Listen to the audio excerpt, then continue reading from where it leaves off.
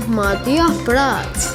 Hoy, en Antena 3, saldremos a la calle para preguntar qué sabe la gente sobre los intervalos. Contactamos con Eusebio Gómez. Gracias, Matías. Bueno, mi nombre es Eusebio Gómez y estamos aquí en Madrid para preguntar a la gente qué sabe sobre los intervalos. Aquí tenemos a nuestra primera participante. ¿Cómo te llamas? Nela. ¿Me podrías responder a esta pregunta? ¿Qué son los intervalos? ¿Son algo de mates? No. Aquí tenemos a otro participante. ¿Cómo te llamas? Mi nombre es Sebastián.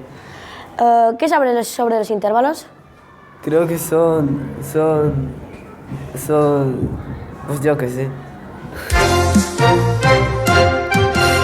Parece que nadie sabe lo que son los intervalos. Así que ahora iremos a un colegio a ver si los niños saben lo que son.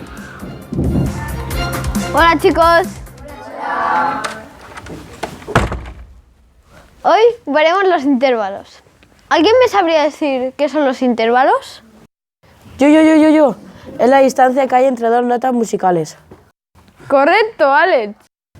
¿Y alguien sabe cómo se miden? Venga tú, Sebas. Primero tenemos que saber en qué tonalidad estamos o saber si es menor o mayor.